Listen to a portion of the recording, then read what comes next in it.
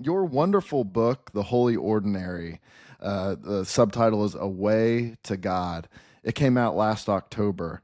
What led you to write this book, and what kind of spirituality does this book invite readers to consider?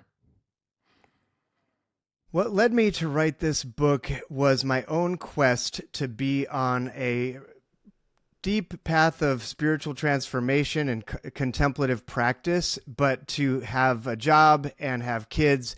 And so this book is really me trying to make sense of it all. What type of theology is helpful for folks like me trying to live this type of life, and what type of practical spirituality does that involve? And so these are short reflections that really took, another thing people sometimes ask is like, well, what was it like writing a book? And I was like, well, it took about 10 years because these are short reflections, some of them adapted from various articles or talks that I was a pastor for 10 years, sermons and such, biblical study. And when you have a job and kids, it's hard to find sustained time to work on big projects like that. So I was on the 10-year plan of publishing my first book, is what I like to say. Well, that's one of my favorite things about the book is you could really, it's almost like a compilation of essays. Sorry if that sounds like it's like cheapening it at all, but like you could read it as a devotional every morning, as I did as I was reading it, just to like help get you centered. It reminded myself of a lot of truths that I tend to neglect. And I'll be honest, I mean, part of my draw to this book is my own personal struggle. I mean, a lot of you hit on it. A lot of days I just feel frantic, like always off from one thing to the next. And I've mentioned on the podcast before, I have a 3-year-old and a 1-year-old, and I hate to say it, but there are, more days than I'd like to admit that I'm tired from work, I'm tired from coaching, the stress of this or that, and I'm just trying to get them to bed. I'm just trying to get them to bed, and I'm missing out on some of those ordinary moments. And that's not to beat myself up, but it's to just name the landscape that I think a lot of listeners may relate to, is that the holy ordinary is right there, but it's difficult sometimes to get out of that kind of frantic sense. So can you speak to that a little bit? I know that was a big inspiration for you in writing the book, as someone who is juggling a lot of things. Mm-hmm. One thing I like to also say is that this book is an aspiration and not a fully lived reality, and maybe it won't ever be. And I say that because I'm the same way. I wake up and immediately it's like, what do I have to do? What's the list? How do I get the kids out of the door to get them wherever they're supposed to be? And shoot, maybe I'm going to try to squeeze a run or a workout in, but oh, darn it, that didn't work. and the day hits me like sometimes a fast train, and it's off and running, and then it's over. And I'm tired, or I've drank too much coffee, and I just want to watch Netflix and go to bed. And so how do we create time to really be present? How do we create time and awareness to recognize a deeper dimension of life that is underneath and really holding all of it? I'm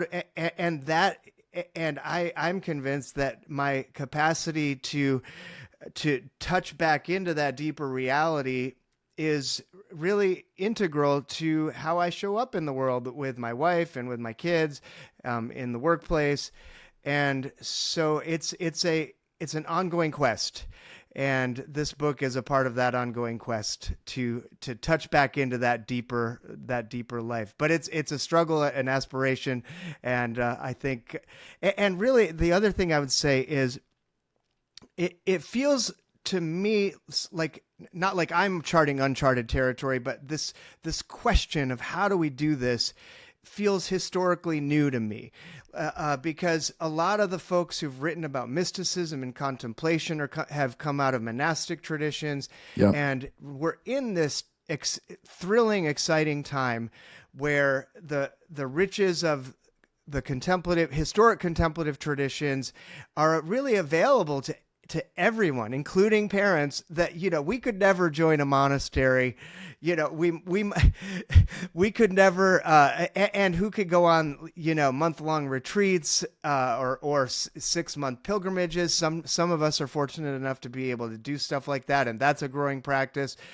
But it seems like we're living in this exciting time in which these riches of spiritual depth from various contemplative monastic traditions are no longer behind cloistered gates. They are available to parents. They're available to people with busy jobs. And it feels like a little bit of uncharted work to me to really wrestle with, so what does that all mean in lived reality for busy people who don't want to give up on the depth of the spiritual life? And Yes. so that's part of my exploration here too. Is I'm not convinced that that we can't have that and taste that depth too. It's right in the midst of the chaos. It's not separate from the chaos. And that's a wisdom nugget that I think is true, and a paradox for us to explore and live into.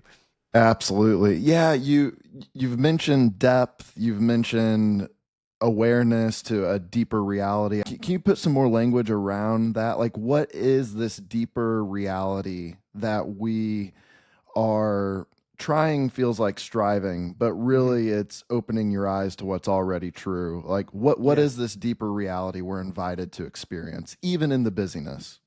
Yes.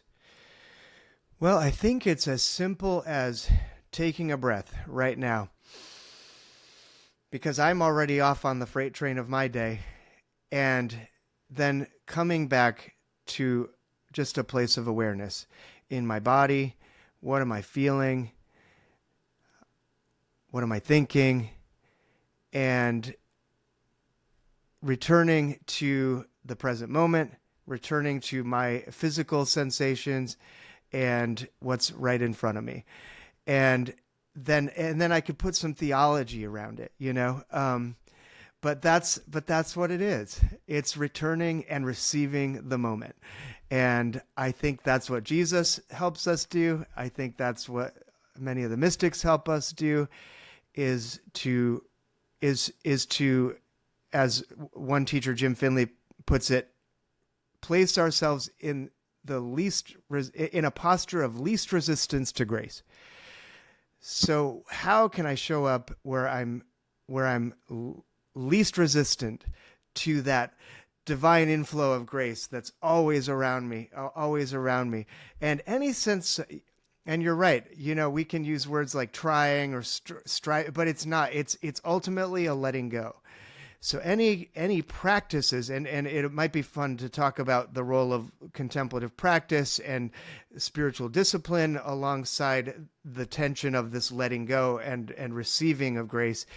But really, it's a receiving of grace. And sometimes when I sit down to do my morning meditation, I'll receive that grace, and sometimes I don't, and I receive it while I'm just washing the dishes or picking up the kids or having a conversation with my wife, or I'm walking my dog, or I'm out in the yard. So it's both and, I would say.